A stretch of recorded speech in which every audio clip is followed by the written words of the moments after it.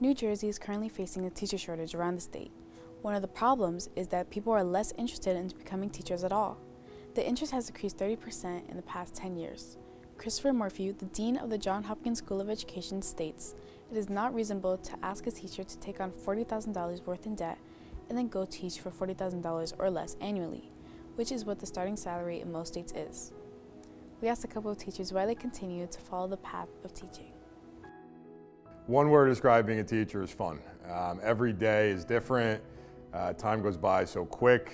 Dynamic. It's always changing, and there's a lot of components to it. You just have to be flexible as a teacher to be able to cope with the constant changes. I want to say satisfying, knowing that I have a job where that I can educate students not only in content, but also the real world, makes me feel satisfied. A teacher needs to be able to come into an environment. It's unknown every single day. You have so many different human beings in the room, and they're reacting to their life in different ways every single day.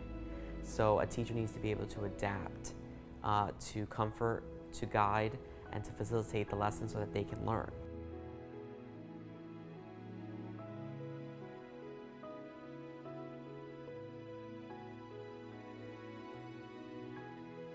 There is a lot of work and pressure to be a teacher because the difficult things are evolving with society. I think with the COVID years, there was a lot of pressure being a teacher when nobody really knew what was being effective. So in terms of feeling pressured now that we're back to normal, I have no pressure. I enjoy coming every day. There's a lot of different kind of bosses that we have as teachers, between administrators, students, parents. Like, there's so many people that are kind of pulling you in different directions. I see my students as my kids, my family, and I want to see the best for them. Sometimes when you don't see them progressing or growing in the way that you want them to, you get nervous because you don't want to fail them. I feel that every single teacher sets up a goal, even if it's personal or if it's professional. We do have our professional goals that the district or the state of New Jersey wants us to do, but we individually have our own personal goals. In my head, I try to organize things and I set those goals. When I don't accomplish them, I become a little bit, how can I say, hard on myself. Like, think of a sport. When you play a sport, when you know you didn't do well, you go back and where did I go wrong? We want students to really be able to learn and enjoy what they're learning, and to really see usefulness behind the skills that we're trying to teach them in the class. You know, I could speak on behalf of some other math teachers this year going into it. They wanted to make their class the class that everybody enjoys coming to. It's our goal to make them enjoy it. I go back and I think, how can I make it better? How can they grasp that information? How can I make it fun for them? To me, that's an accomplishment.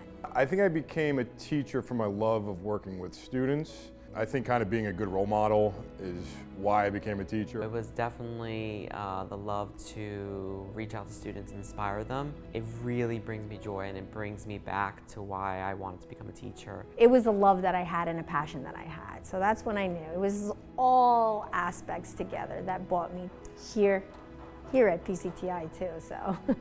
My method of teaching, my philosophy is that if someone could teach somebody something else, they'll remember it forever. So I try to build collaboration, talking to each other. It's all about having fun. And I think if you're having fun, you're learning it.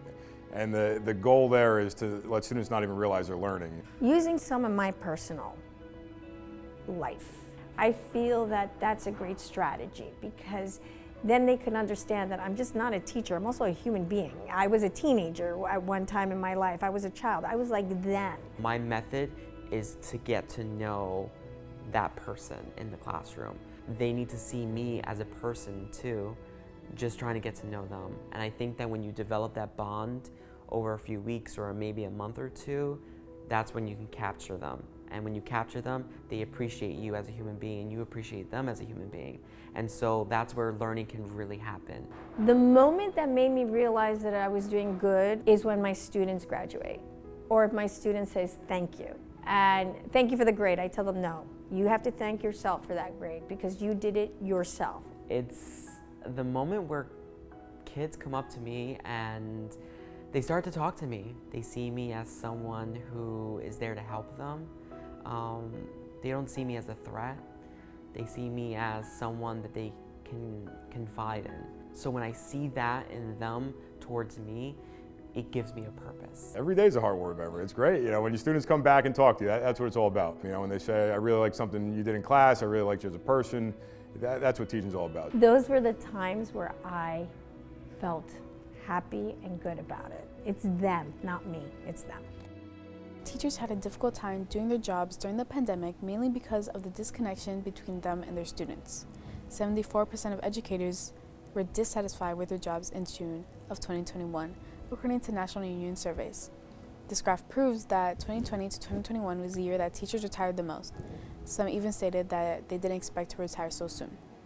Lastly, according to NJ Spotlight News, 7 years ago, almost 5 people completed the teacher preparation for every 1,000 students. Now, there are barely 2. New Jersey is currently facing a teacher shortage. That's why it's important to recognize your teachers and let them know that you appreciate them. Next time you see your teachers, think of this documentary.